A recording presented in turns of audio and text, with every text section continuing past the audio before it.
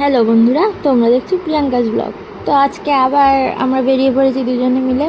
আসলে আজকে আমরা দুজনে নেই, আরও অনেকে আছে, তো তাদের কাছেই যাওয়া।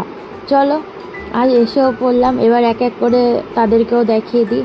এইটা হচ্ছে আমাদের বাড়ি থেকে বেরিয়ে ডানলপ রোড ধরেই আমরা প্রথমে যাচ্ছিলাম। তো আজকে আমাদের ডেস্টিনেশনটা একটু দূরে, এখন বলছি না, পুরো ব্লগটা দেখলেই জানতে পারবে। তো এই দেখো, এই যে এক এক করে সব আমাদের রাইডাররা সব দাঁড়ানো। তো চলো এবার যাওয়া যাক, পুরো ডাইরেক্ট তোমাদের সাথে ওখানে গিয়ে দেখা হবে। যেতে যেতে তোমাদের হাই রোডটাও একটু দেখিয়ে দিলাম। হাই রোডে না সন্ধ্যার পর মানে অন্ধকারে, বলে না রাতের কলকাতা, ঠিক রাতের কলকাতা। দেখো লাইটে লাইট, মানে চারিদিকে শুধু লাইট আর লাইট। এটা হচ্ছে একান্ত আপন রেস্টুরেন্ট, মানে যেটা আছে চাকদায়। তো আমরা সবাই যে যার গাড়ি ঠাড়ি রেখে, দেখতেই পাচ্ছ আমার বর আগেই দাঁড়িয়ে আছে উঠে, মানে ও বিরিয়ানি খাওয়ার জন্য একদম সবার আগে।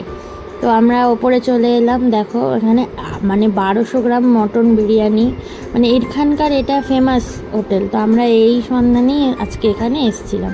তো যে যার মতো এক এক করে ফ্রেশ হাত ধুয়ে নিলাম, যেহেতু এতটা রাস্তা সবাই গাড়ি চালিয়ে এসছে। এটা হলো সাগরদাও একটু দেখিয়ে দিল। তো ওইখানে সব পরপর বসে গেছে, এবার আমাদের অর্ডার করার পালা। তো সুদাদা আবার বলছে বজরংবলী বলে সব দেখছে হেলমেটগুলো ঠিকঠাক রাখা হলো কি না। এরা হেলমেট রাখতেই ব্যস্ত। চলো আমাকেও একটু দেখিয়ে দিলাম। তো দেখতেই পাচ্ছি আমাদের পিছনের সিটটাই আমরা সব বসেছিলাম। ব্যাস আমাদের অর্ডার করাও হয়ে গেছে এবং দিয়েও দিয়েছে, সব খাওয়াও স্টার্ট করে দিয়েছে। তো ও আবার ভাবছে হাত দিয়ে খাবো না চামচ দিয়ে খাবো, বলছে। তো আমরা এবার খাওয়া দাওয়া শেষ করে বেরিয়ে পড়লাম আবার বাড়ি যাওয়ার উদ্দেশ্যে।